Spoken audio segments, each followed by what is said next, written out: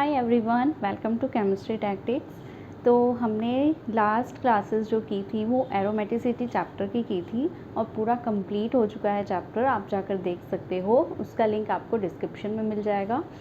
Questions भी कराए गए हैं कुछ प्रीवियस ईयर के।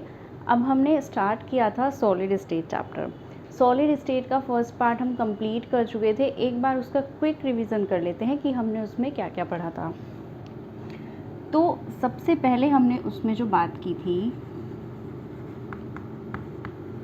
यूनिट सेल के बारे में बात की थी। वो मिलकर बनाते हैं क्रिस्टल लैटिस। ठीक है, तो लैटिस पॉइंट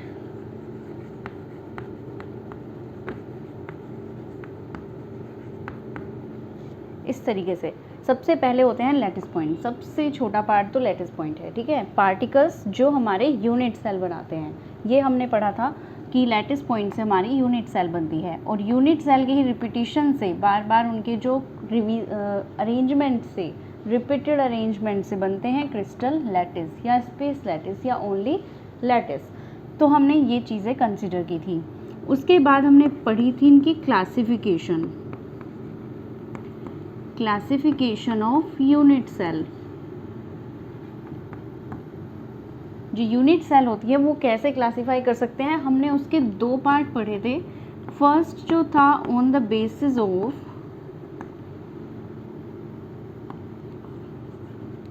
पूरी वीडियो का लिंक आपको डिस्क्रिप्शन में मिल जाएगा, वहाँ से आप चेक कर लेना और उसको पढ़ लेना एक बार अच्छे से। देखो, on the basis of position of lattice point. तो पहला पार्ट तो हमने ये कंसिडर किया था कि जो हम क्लासिफाई कर रहे हैं यूनिट सेल को, वो हम किस बेस पे कर रहे हैं, जो लैटिस पॉइंट की पोजीशन है कि लैटिस पॉइंट कहाँ कहाँ प्रेजेंट होगा, उसके बेस पे हमने बताया था कि हमारी जो यूनिट सेल होती हैं वो कुछ इस टाइप की होती हैं। SCC simple cubic unit cell, body centred unit cell, face centred cell. उसके बाद हमने बात की थी एंड सेंटर्ड की एंड एज सेंटर्ड की। ठीक है, तो ये हमने पूरा पार्ट कवर कर लिया था। और उसके बाद हमारी जो सेकंड क्लासिफिकेशन है वो थी ऑन द बेसिस ऑफ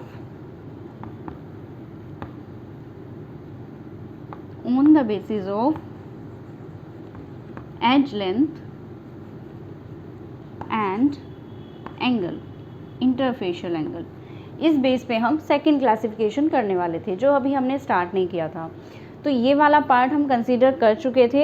अभी आज जो हम स्टार्ट करने वाले हैं, हम इनके बारे में ही स्टार्ट करने वाले हैं। पहले तो कि जो सिंपल क्यूबिक यूनिट सेल होती हैं उनमें कितने लैटिस पॉइंट होते हैं, उनका कितना कंट्रीब्यूशन होता है और z की वैल्यू को कंसीडर करने वाले हैं। उसके बाद फिर हम स्टार्ट करेंगे on the basis of edge length and angle unit cell कैसे कैसे क्लासीफाई की जा सकती हैं। ओके, सो सबसे पहले तो हम स्टार्ट करने वाले हैं इसी पार्ट को। तो सबसे पहले तो हेडिंग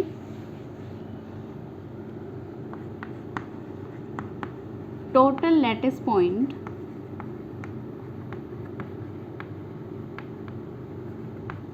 टोटल लैटिस पॉइंट।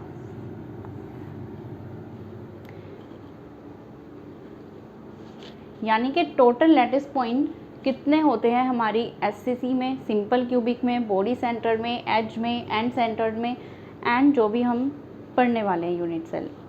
ठीक है, तो सबसे पहले हम बात कर लेते हैं सिंपल क्यूबिक यूनिट सेल की। देखो, इसमें जो हमने पोजीशन देखी थी लैटिस पॉइंट की, वो कहाँ कहाँ पर प्रेजेंट होती है। मैंने आपको बताया था कि आप जहाँ भी बैठे हो, जिस रूम में भी आप बैठे हो, उस रूम को एक यूनिट सेल कंसीडर कर लो। ओके, जैसे ही आप उस रूम को यूनिट सेल कंसीडर करोगे तो आपको क्लियरली दिख जाएगा कि वहाँ पर कितने कॉर्नर्स हैं। वो यूनिट सेल आपको बिल्कुल इसके जैसी दिखाई देगी। जो आपका रूम है ना, वो आपको जस्ट ऐसे दिखाई देगा। ठीक है, जिसमें आपको 8 कॉर्नर्स दिखाई देंगे, 6 फेजेस दिखाई देंगी, 12 एजेस दिखाई देंगी। ठीक है, इसी तरह बॉडी एंड फेस डायगोनल, ये सब हम पढ़ चुके हैं लास्ट क्लास में। तो ये आप एक रूम को कंसीडर कर लो अपने यूनिट सेल। ठीक है, वहीं से इमेजिन करके आप इस क्वेश्चन को, मतलब सॉलिड स्टेट को पढ़ते हो। तो सबसे पहले बात होती है हमारी सिंपल क्यूबिक यूनिट सेल की। हमने कहा था कि लैटिस पॉइंट जो प्रेजेंट होते हैं सिंपल क्यूबिक यूनिट सेल में वो होते हैं only on corners, only on corners. और टोटल कॉर्नर्स कितने होते हैं? 8। दैट मीन्स कि टोटल लैटिस पॉइंट जो प्रेजेंट हैं वो हमारे 8 ही प्रेजेंट हैं। ठीक है, जैसे कि ये वाले जो कॉर्नर्स हैं सिर्फ उन पर लैटिस पॉइंट प्रेजेंट हैं। और टोटल कितने कॉर्नर्स हैं? 8। तो टोटल लैटिस पॉइंट कितने हुए सिंपल क्यूबिक में? 8। ठीक है, तो ये तो हुए टोटल लैटिस पॉइंट। फिर बात करते हैं बीसीसी की, body centred unit cell. Body centred unit cell में क्या होता है? देखो कॉर्नर्स पे तो होते ही हैं, जो 8 कॉर्नर्स होते हैं, एक उसके सेंटर में भी प्रेजेंट होता है यहाँ पर। ठीक है, एक सेंटर में भी प्रेजेंट होता है। तो इसमें टोटल लैटिस पॉइंट कितने हुए? 9। 8 + 1, 8 corners plus 1 in the middle, तो ये टोटल हो गए 9। उसके बाद आता है एफसीसी। एफसीसी में टोटल लैटिस पॉइंट कितने होते हैं? कॉर्नर्स पे तो प्रेजेंट होंगे ही, 8 कॉर्नर्स पे तो प्रेजेंट हैं ही, प्लस जो उसकी फेजेस प्रेजेंट हैं 1 2 3 4 5 एंड 6, जो इसको हम कंसीडर कर लेते हैं क्रॉस से। ठीक है, तो कॉर्नर्स पे तो प्रेजेंट हैं ही, इसके जो फेजेस हैं उन पे भी प्रेजेंट हैं। कितने फेजेस हैं टोटल? 6। तो कितने हो गए टोटल लैटिस पॉइंट? 14। तो टोटल 14 लैटिस पॉइंट प्रेजेंट होते हैं किसमें? एफसीसी में। उसके बाद बात कर लेते हैं एंड सेंटर्ड की। एंड सेंटर्ड में हमने क्या बताया था कि जो भी हमारी यूनिट सेल होती है, इसी को कंसीडर करते हैं, जो हमारी टोटल ये प्रेजेंट होती है यूनिट सेल होती है, इसमें अगर एक फेज़ पे कोई प्रेजेंट है तो उसके जस्ट अपोजिट फेज़ पे जब प्रेजेंट होगा लैटिस पॉइंट, उसको हम बोलते हैं एंड सेंटर्ड। तो एंड सेंटर्ड के लिए टोटल कितने लैटिस पॉइंट होंगे? 8 कॉर्नर्स प्लस 2 फेज़ पे, कोई भी 2 अपोजिट फेज़ हो सकती हैं, इसको या इसको भी कंसिडर कर सकते हो आप। जैसे आप रूम में बैठे हो तो रूम की कोई 2 दीवारें, कोई 2 वॉल जो हैं आपकी आपस की सामने सामने की, वो आप कंसिडर कर सकते हो, या फिर आप अपने फ्लोर को और सीलिंग को कंसिडर कर सकते हो। ठीक है, तो इस तरह जो अपोजिट एंड्स होते हैं, जो अपोजिट फेजेस हैं, उनको हम बोलते हैं एंड सेंटर्ड। तो टोटल कितने लैटिस पॉइंट हुए? 10। नेक्स्ट है एज सेंटर्ड। एज सेंटर्ड में हमने क्या बताया था? टोटल कितने लैटिस पॉइंट होते हैं, कितनी एजेस होती हैं? तो टोटल एजेस जो है हमारी 12 हैं। इन एजेस के बीच में प्रेजेंट होता है लैटिस पॉइंट। तो 8 कॉर्नर्स तो हैं ही, प्लस 12 इसकी जो हैं एजेस हैं, टोटल 20। टोटल 20 लैटिस पॉइंट यहाँ पर प्रेजेंट हैं। ठीक है, ओके, तो ये चीज़ तो क्लियर हो गई। अब हम एक चीज़ और क्लियर करने वाले हैं। तो ये तो थे टोटल लैटिस पॉइंट जो प्रेजेंट हैं। अब हम बात करते हैं कंट्रीब्यूशन।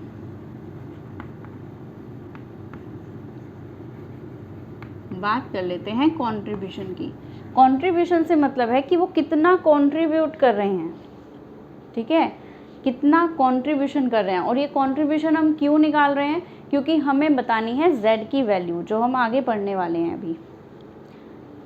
तो पोजीशन के अकॉर्डिंग जो हमारे कॉर्नर पे 8 ओनली ऑन कॉर्नर्स एफसीसी में प्रेजेंट होते हैं lattice point, only on corners. ठीक है, टोटल 8 प्रेजेंट होते हैं। इन्होंने कहा कि कंट्रीब्यूशन कितना होता है एक यूनिट सेल में। समझ रहे हो कैसे बात हो रही है? देखो, इसके लिए ना आपको पूरा वो जो कल हमने बनाया था वो पूरा डायग्राम बनाना पड़ेगा वैसे तो, लेकिन आप एक बार ये कंसिडर कर लो कि ये कुछ इस टाइप से है।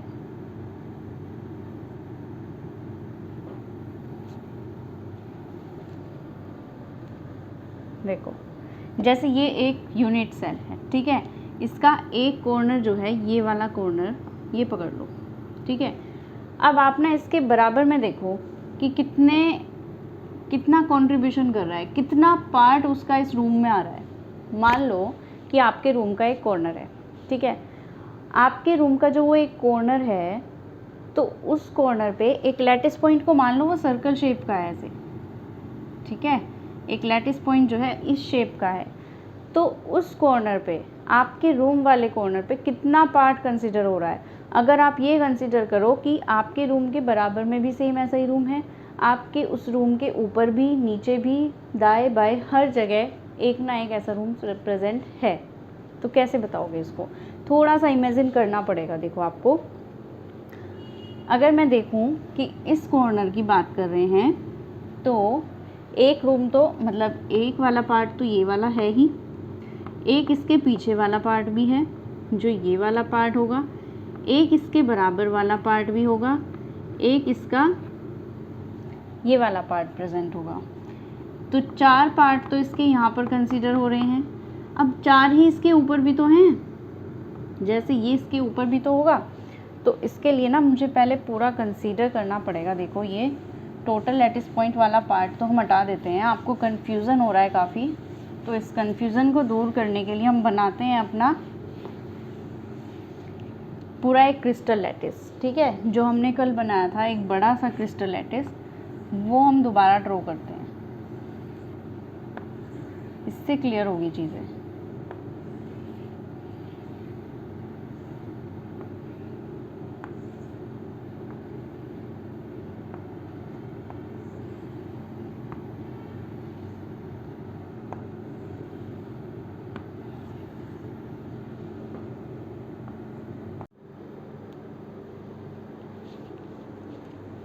ओके, सो ये बन गए हैं हमारी एक पूरा क्रिस्टल लैटिस, ठीक है। जो डार्क से दिखाया गया है ये है एक इसकी यूनिट सेल, और इसी के बार बार रिपीट होने से बन रहा है ये पूरा का पूरा क्रिस्टल लैटिस।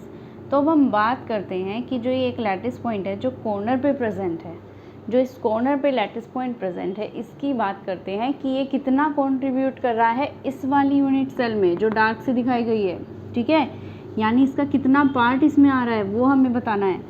तो पहले तो आपको इतना कंसीडर करना है कि कितना पार्ट इस वाले लैटिस पॉइंट का दूसरी यूनिट सेल्स में जा रहा है, कितनी यूनिट सेल इसमें आ रही हैं इस लैटिस पॉइंट के अंदर। अगर ये सर्कल शेप का है, इस तरह की एक सर्कल स्फेयर मान लो या सर्कल की शेप मान लो, अगर ये इस शेप का है तो ये कितनी यूनिट सेल्स को कवर कर रहा है?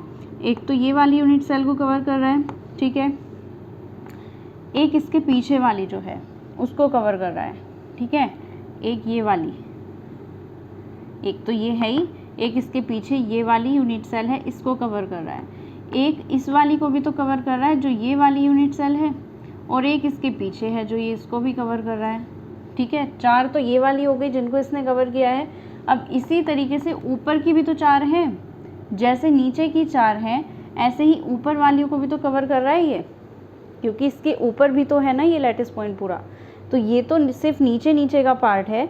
अगर आप इसको 3D में इमेजिन करो तो ये देखो यहाँ पर तो ये सिर्फ जो नीचे का ये सर्कल है, हाफ सर्कल, ये इन चारों को कंसीडर कर रहा है, इन चारों को, ठीक है। और इसका जो ऊपर का पार्ट है ये हाफ सर्कल, ये किसको करेगा? इसके ऊपर की 4 जो है इनको करेगा, ये वाली यूनिट सेल्स जो हैं ऊपर की 4, ठीक है। तो ये आपको टोटल जो है 8 यूनिट सेल्स को कवर कर रहा है, ठीक है, टोटल 8 यूनिट सेल्स को कवर कर रहा है। तो पर यूनिट सेल यानी एक यूनिट सेल में इसका कंट्रीब्यूशन कितना होने वाला है? 1/8, ठीक है। अगर समझ नहीं आया है फिर से इसको थोड़ा सा इमेजिन करो। जो एक क्रिस्टल लैटिस है इसको आप देखो, ये जो कॉर्नर पे प्रेजेंट है ये टोटल कितनी यूनिट सेल्स को कवर कर रहा है? नीचे की 4, ऊपर की 4, टोटल 8 को कवर कर रहा है। तो इसका जो एक यूनिट सेल में कंट्रीब्यूशन है, contribution per unit cell, contribution per unit cell कितना है? 1/8, ठीक है। इसी तरह अगर BCC की बात की जाए तो उसमें कंट्रीब्यूशन कितना होता है? 1, क्योंकि BCC तो सेंटर में होती है ना। अब ये पूरा जो क्रिस्टल लैटिस है एक यूनिट सेल है, उस यूनिट सेल के बीच में होता है बिल्कुल BCC तो, ठीक है, बॉडी सेंटर्ड होता है। तो बॉडी सेंटर में उसमें तो सब कुछ उसके अंदर ही है, ठीक है, एक यूनिट सेल के पूरा प्रॉपर अंदर लैटिस पॉइंट है, तो इसलिए उसका पूरा का पूरा कंट्रीब्यूशन उस यूनिट सेल के अंदर ही है, वो उसी यूनिट सेल के अंदर है। भाई आप जहाँ रूम में बैठे हो तो रूम के बिल्कुल बीच में, मान लो बीच में आप बिल्कुल खड़े हो जाओ, ठीक है, बिल्कुल रूम के बीच में खड़े हो जाओ, तो आप वहाँ पर सिर्फ उसी रूम में तो प्रेजेंट हो, क्या आप दूसरे रूम में जा सकते हो? नहीं जा सकते ना। आपका जो कंट्रीब्यूशन है वो पूरा का पूरा उस रूम में है, आप पूरे के पूरे उस रूम में हो, दूसरे रूम में नहीं हो, ठीक है, ये चीज़ है। उसके बाद आती है एफसीसी की बात। अब एफसीसी देखो क्या है। एफसीसी हमारा है फेस सेंटर, ठीक है, यानी जो फेस पे प्रेजेंट होगा। तो फेस का मतलब आप मान लो कि जैसे आपके रूम की दीवार है, ठीक है, वॉल है, तो अगर हम उसके बिल्कुल बीच में उस फेस पे एक सर्कल को ड्रॉ कर दें, मान लो फेज़ है कोई, इस तरह से ये एक फेज़ है, इसमें अगर हम एक सर्कल ड्रॉ कर दें तो आधा तो ये एक तरफ होगा, आधा दूसरी तरफ जाएगा। इमेजिन करके देखो, जाएगा ना ऐसा। आपके रूम की कोई दीवार है, उसमें अगर बिल्कुल दीवार के बीच में आप एक बॉल, एक बड़ा सा कोई सर्कल, एक बड़ा सा कोई स्फेयर अंदर फंसा दो, मतलब उसको बीच में से सर्कल कट करके एक बिल्कुल फंसा दो, तो वो स्फेयर जो है आधा एक रूम में आधा दूसरे रूम में जाएगा ना, जाएगा ना। इमेजिन करो उस चीज़ को कि आधा एक तरफ आधा दूसरी तरफ, तो उसका कंट्रीब्यूशन एक यूनिट सेल में कितना हुआ? हाफ हुआ। सिर्फ उसको हाफ कंसिडर करोगे आप। एक फेज़ में जो फेज़ का जो कंट्रीब्यूशन है वो एक यूनिट सेल में उसका सिर्फ आधा है, आधा दूसरी यूनिट सेल को जा रहा है, ठीक है। तो इसका जो कंट्रीब्यूशन हुआ वो कितना हुआ? 1/2। इसी तरह एज सेंटर्ड की बात कर लें, अगर एज सेंटर्ड की बात करें तो क्या होगा? देखो यहाँ पर अगर हम इस एज की बात करें, मान लो कि ये वाली एज है हमारी, इस एज के बिल्कुल बीच में एक प्रेजेंट है, ठीक है, तो उस एज पे कितना पार्ट, कितने कंसीडर कर रहे हैं, कितनी यूनिट सेल को कवर कर रहा है ये वाला पार्ट? एक तो ये वाली, ठीक है, एक उसके इधर वाली, ये वाली, एक तो ये वाली है, ठीक है, यूनिट सेल, एक ये वाली यूनिट सेल है और दो इसके ऊपर वाली यूनिट सेल्स हैं, ठीक है। तो टोटल कितना हुआ? 4 को कंट्रीब्यूट कर रहा है, ये बीच में आ रहा है ना भाई। अगर सेंटर होता, ये वाला कॉर्नर होता, तो फिर तो ये बराबर की 2 भी ले लेता, लेकिन ये सिर्फ एज में है, बीच में है, तो ये कितनी को कंट्रीब्यूट करेगा? सिर्फ 4 को, ठीक है। तो ये हमारा 1/4 कंट्रीब्यूट करेगा, ठीक है। थोड़ा सा इमेजिन करो। अब आप अपने रूम को कंसिडर कर लो।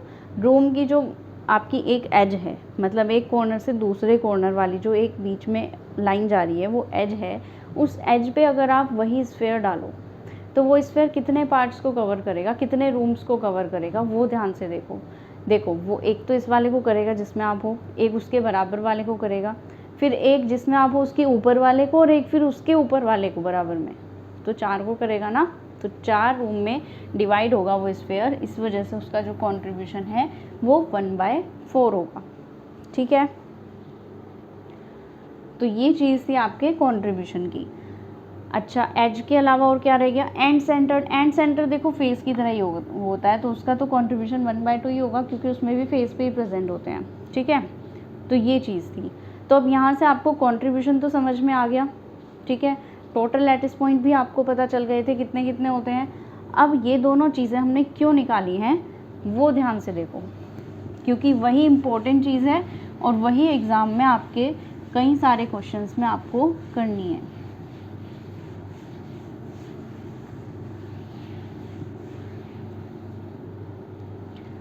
टोटल लैटिस पॉइंट हमने देखे थे,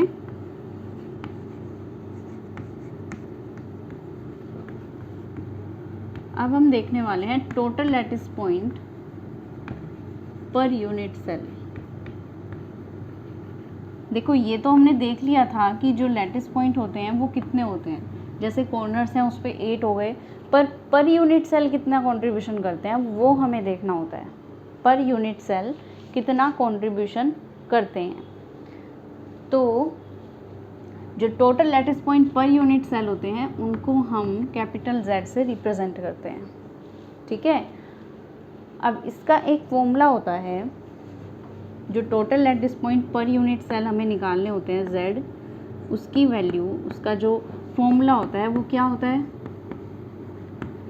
total lattice point into contribution of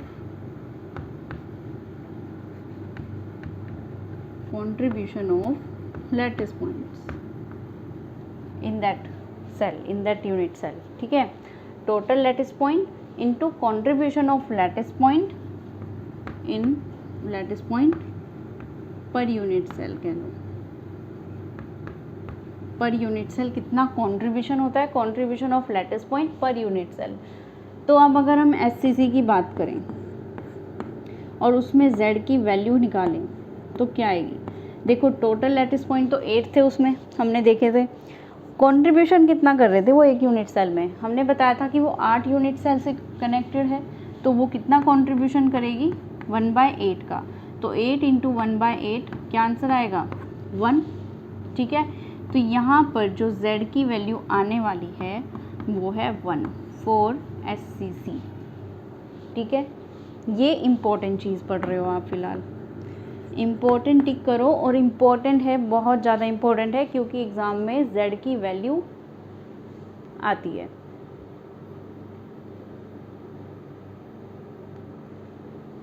ठीक है, ओके। इसके बाद आता है हमारा BCC। अब BCC क्या होता है, बॉडी सेंटर्ड यूनिट सेल। इसकी Z की वैल्यू कैसे निकालोगे, अगर टोटल लैटिस पॉइंट पता हो और कंट्रीब्यूशन पता हो। टोटल लैटिस पॉइंट कितने थे, इसमें तो 1 ही थे, सिर्फ एक ही लैटिस पॉइंट होता है इसमें। एक मिनट, कॉर्नर्स पे भी तो होता है ना, देखो कॉर्नर्स का अलग से कंसिडर करना है, कॉर्नर्स पे भी प्रेजेंट होते हैं, तो उसके लिए तो 8 × 1/8 वही चीज़ होगी, प्लस एक इसके सेंटर में भी प्रेजेंट होता है और उसका कंट्रीब्यूशन भी 1 होता है, तो टोटल कितने हुए 2। तो Z की वैल्यू 2 आ गई, किसके लिए, BCC के लिए, बॉडी सेंटर्ड यूनिट सेल के लिए। ओके, क्लियर हो रही है ना चीज़ें, कैसे कैसे करनी है, इतना मुश्किल काम नहीं है ये, इसमें बस थोड़ा सा इमेजिनेशन को अपनी स्ट्रॉन्ग करो, जहाँ भी बैठे हो रूम को कंसीडर कर लो और बिल्कुल इमेजिन करो अच्छे से, तो ये चीज़ हो गई। ठीक है, तो SCC के लिए Z की वैल्यू आई 1, BCC के लिए Z की वैल्यू आई 2। Z क्या है, total lattice point per unit cell, एक यूनिट सेल में कितने लैटिस पॉइंट्स हैं उनका जो है वैल्यू वो है Z। ठीक है, अब बात करते हैं FCC की। तो FCC में भी क्या होता है, कॉर्नर्स पे तो होते ही हैं और कंट्रीब्यूशन 1/8 होता है, प्लस और कहाँ प्रेजेंट होते हैं, 6 फेजेस पे प्रेजेंट होते हैं और उनका एक का कंट्रीब्यूशन कितना होता है 1/2। ठीक है, एक यूनिट सेल में कितना कंट्रीब्यूशन होता है 1/2, तो इसको सॉल्व करोगे क्या आएगा आंसर 4। तो Z की वैल्यू कितनी आ गई FCC के लिए 4। ठीक है,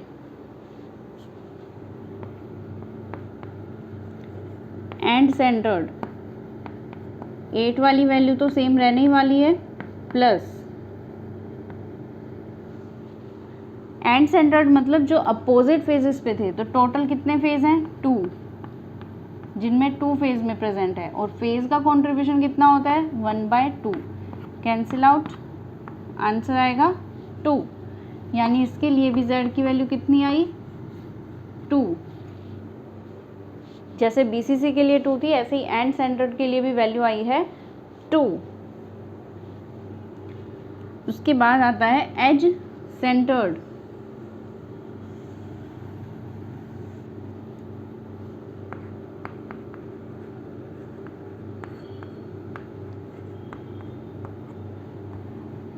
कॉर्नर्स पे तो प्रेजेंट है ही, कंट्रीब्यूशन 1/8 है, एज कितनी है टोटल 12, कितना कंट्रीब्यूशन करती है 1/4, टोटल कितना आंसर आया 4। तो Z की वैल्यू क्या आएगी 4, जो FCC के लिए है वही एज के लिए, तो ये टोटल हमारी Z की वैल्यू है। ठीक है, HCC के लिए Z की वैल्यू 1, BCC के लिए 2, FCC के लिए 4, एंड के लिए 2, एज सेंटर्ड के लिए 4। ये वैल्यू बिल्कुल अच्छे से याद होनी चाहिए, क्योंकि ये Z की वैल्यू अगर आपको याद होंगी तो आप इजीली पुट कर पाओगे इनको आगे आने वाले क्वेश्चंस में। ठीक है, तो यहाँ पे तो ये वाला पार्ट कंप्लीट हुआ आपका। जो हम फर्स्ट पार्ट पढ़ रहे थे, on the basis of lattice point की पोजीशन, कहाँ कहाँ पे लैटिस पॉइंट प्रेजेंट हैं, उसके अकॉर्डिंग हमने क्लासीफाई कर लिया यूनिट सेल को। हमने उनका टोटल कंट्रीब्यूशन भी देख लिया कि हाँ वो एक यूनिट सेल में कैसे कैसे कंट्रीब्यूट कर रहे हैं लैटिस पॉइंट। अब हम सेकंड चीज़ करने वाले हैं जो हमने कल किया था, लास्ट वीडियो में बताया था कि टाइप या classification of lattice of unit cell on the basis of edge length and angle. Second classification है ये,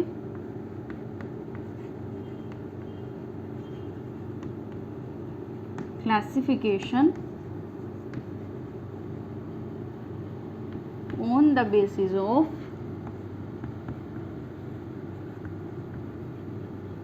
as length and angle, interfacial angle.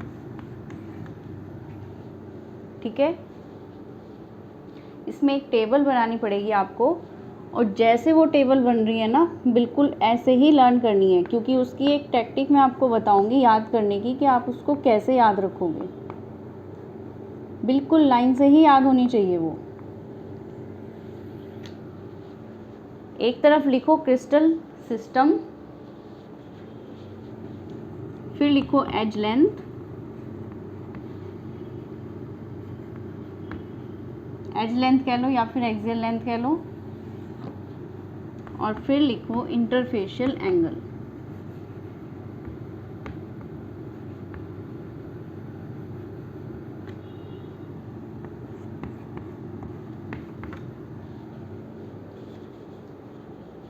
ठीक है,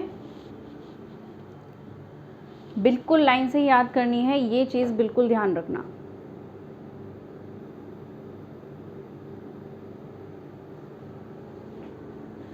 तो पहला क्रिस्टल सिस्टम जो है वो है क्यूबिक, दूसरा है टेट्रागोनल,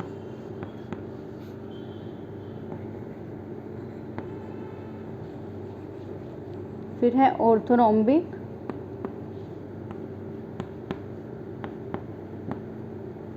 मोनोक्लिनिक,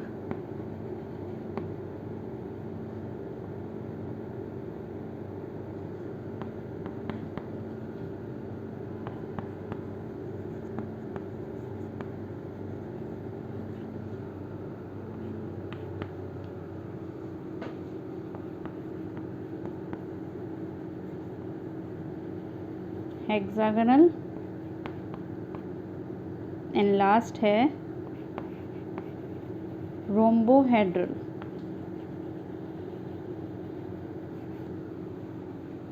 सॉरी, ये ट्राइगोनल नहीं है, ये ट्राइक्लिनिक है।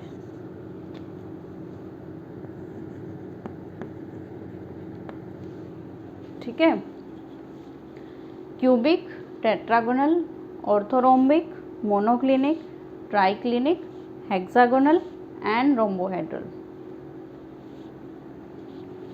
सेम इसी लाइन से, इसी सीरीज से, इसी तरीके से याद रखना है आपको।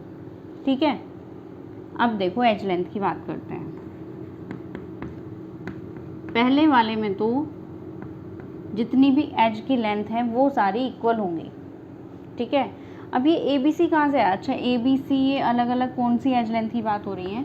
वो इन वाली लेंथ्स की बात हो रही है। जैसे ये एक यूनिट सेल है तो इसके अगर हम इन पार्ट्स को कंसीडर कर लें, इन पार्ट्स को, तो एक को ए, एक को बी, एक को सी मान सकते हैं हम। ठीक है, तो ज़रूरी नहीं है ये सारे इक्वल हों, ये अनइक्वल भी हो सकती हैं। ठीक है, आप या फिर कोई दो आपस में इक्वल हो जाएंगी, तीसरी नहीं होगी, या फिर तीनों इक्वल होंगी। तो ये डिपेंड करता है, इसी की वजह से फिर हमारे यूनिट सेल का जो साइज़ है वो डिफरेंट हो जाता है। ठीक है, वो डिफ़र करने लगता है।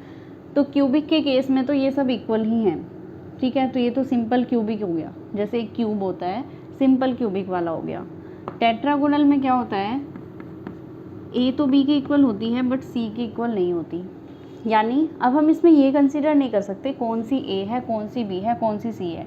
हो सकता है ये वाली ए हो, ये बी सी। बात ये है कि तीनों इक्वल हैं, इसमें कोई दो इक्वल हैं, तीसरी इक्वल नहीं है।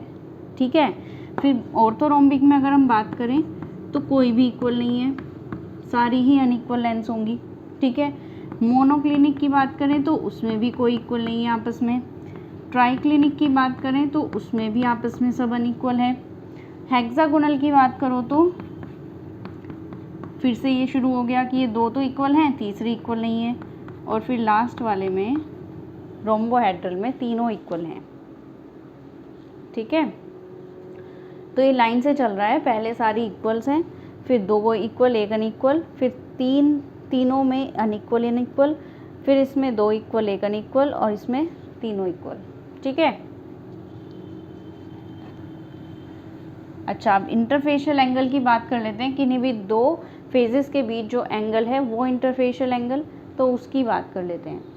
तो सबसे पहली कंडीशन, तीनों केस में, शुरू के जो तीनों केस है ना, उनमें अल्फ़ा बीटा गामा सब इक्वल हैं, यानी कि तीनों एंगल इक्वल हैं। जो आपने अभी बनाया ना ये वाला एंगल, एक ये एक ये एक ये, तो एक अल्फ़ा हो सकता है, एक बीटा, एक गामा, कोई भी कोई सा हो सकता है। ठीक है। तो ये हमारे सारे इक्वल होते हैं। नेक्स्ट वाले में भी इक्वल होते हैं और फिर थर्ड वाला जो है उसमें भी सब इक्वल होते हैं। तो इसमें तो इजी है याद करना कि शुरू के तीन तो इक्वल ही होने चाहिए, इसीलिए मैं बोल रही हूँ कि इसको बिल्कुल लाइन से याद करो ताकि वो ट्रिक अच्छे से याद रहे कि शुरू के तीन इक्वल ही होने हैं हमारे। ठीक है। अब नेक्स्ट वाले में कोई दो तो इक्वल होंगे 90 डिग्री के, बट एक तीसरा जो है वो 90 डिग्री के इक्वल नहीं होगा। अब हो सकता है ये अल्फ़ा बीटा हो, गामा, ज़रूरी नहीं है कि अल्फ़ा गामा ही 90 है, हो सकता है अल्फ़ा बीटा भी हो। मतलब कोई दो 90 के इक्वल हैं बट तीसरा जो है वो 90 के इक्वल नहीं है। वो कुछ भी हो सकता है, 90 के अलावा वो कुछ भी हो सकता है। ठीक है भाई, 60, 70, 100, 120, 160 कुछ भी हो सकता है, बट वो 90 डिग्री नहीं होगा। ये बात बिल्कुल क्लियर होनी चाहिए। उसके बाद फिर नेक्स्ट जो ट्राई क्लिनिक है ना, देखो ट्राई क्लिनिक की एक्सेल लेंथ भी अनइक्वल थी और यहाँ पर जो इसका इंटरफेशियल एंगल है वो भी अनइक्वल होगा, ना तो आपस में इक्वल है और ना ही 90 डिग्री के इक्वल हैं। ठीक है। तो ट्राई क्लिनिक जो है वो मोस्ट एसिमेट्रिक होती है, सबसे ज़्यादा एसिमेट्रिक जो यूनिट सेल है वो है ये वाली ट्राई क्लिनिक। ठीक है, क्योंकि इसमें कोई इक्वल ही नहीं है।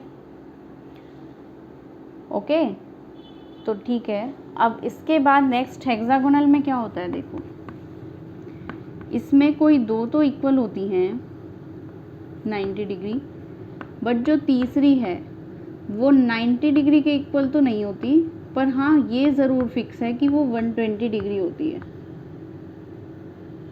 ठीक है। इसमें और इसमें यही डिफरेंस है कि इसमें तो एंगल कुछ भी हो सकता है, 90 डिग्री के अलावा कुछ भी हो सकता है, बट इसमें फिक्स कर दिया कि 90 तो है ही नहीं, 120 है। ठीक है। रोम्बोहेड्रल लास्ट केस में क्या होगा, अल्फ़ा बीटा गामा तो इक्वल होंगी बट ज़रूरी नहीं है वो 90 के इक्वल होंगी।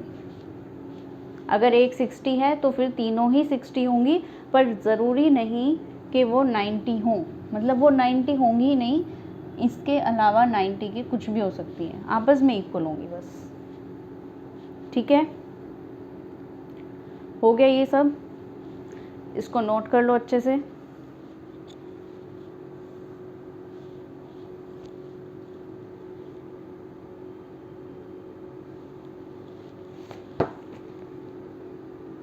अब इसकी ना एक ट्रिक, एक टैक्टिक मैं आपको बताने वाली हूँ जिससे ये आपको ना इजीली लर्न हो जाएगा। ये वाले जो एक लाइन से हमें याद करने हैं तीनों 7 के 7, ये हमारी एक ट्रिक मैं आपको बता रही हूँ, उससे इजीली लर्न हो जाएंगे।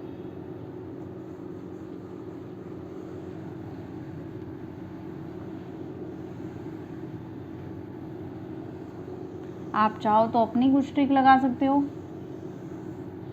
और नहीं मिल रही है तो ये वाली टैक्टिक भी काम आ जाएगी।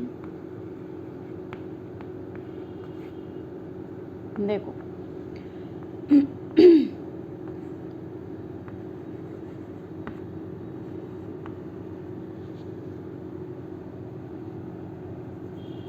इसको थोड़ा सा मैं अच्छे से लिख देती हूँ ताकि थोड़ी सी भी प्रॉब्लम ना हो। क्यूट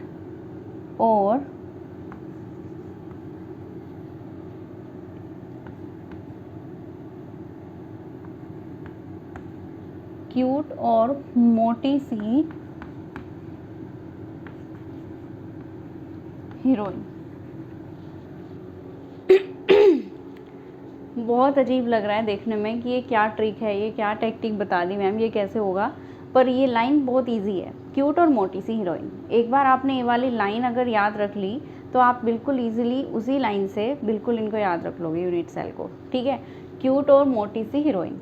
तो अब इसमें देखो यहाँ पे जो ये क्यू है इसका मतलब तो हो गया क्यूबिक से, ये जो टी है इसका मतलब हो गया टेट्रागोनल से, ये जो ओर है ये ऑर्थोरोम्बिक हो गया, ये जो मो है इससे मोनोक्लिनिक हो गया, टी आई सी, ये टी सी, मोटी सी इसलिए बोला गया है जिससे आप इसको कंफ्यूज ना होके इसको ट्राई क्लिनिक बोलो। इसका मतलब है ट्री, टी और सी मतलब क्लिनिक, तो ये पूरा का पूरा है ट्राई क्लिनिक, ठीक है। उसके बाद ही रोइन, तो ही का मतलब हेक्सागोनल और आर का मतलब है रोम्बोहेड्रल, इस आर का मतलब, ठीक है। तो यहाँ पे देखो 1 2 3 4 5 6 7, ठीक है। तो ये 7 की 7 यूनिट सेल जो है इस तरीके से याद हो सकती हैं आपको, क्यूट और मोटी सी हीरोइन, ठीक है। तो ये ट्रिक तो भूलोगे नहीं बिल्कुल भी, ठीक है। ये सेंटेंस पूरा का पूरा नहीं भूलोगे, ये याद रखना, ये पूरी अपने आप याद हो जाएगी। और फिर इसके बाद इनको सिर्फ आपको एक बार पढ़ना पड़ेगा, बाकी इसमें कुछ भी नहीं करना, फिर सिर्फ एक बार इनको पढ़ लो अच्छे से, बाकी इसमें कुछ भी अलग से ट्रिक लगाने की ज़रूरत है ही नहीं, वो आपको ईजिली लर्न हो जाएगा, ठीक है। तो ये हम कर चुके हैं, हमारा पूरा ये क्लासिफिकेशन कंप्लीट हो गई है यूनिट सेल की, उनका कंट्रीब्यूशन कंप्लीट हो गया है, कहाँ कहाँ लैटिस पॉइंट प्रेजेंट होता है, कैसे कंट्रीब्यूट करता है, जेड की वैल्यू हमने सब देख लिया है, ठीक है। ये वाली हमने ट्रिक भी देख ली, इसको अच्छे से रिवाइज कर लेना। नेक्स्ट वीडियो में हम बात करेंगे टेट्राहेड्रल एंड ऑक्टाहेड्रल वॉइड्स की, कि वॉइड्स क्या होते हैं, कौन से टेट्राहेड्रल कौन से ऑक्टाहेड्रल, उन सब की बात करने वाले हैं। Thanks for watching and keep learning.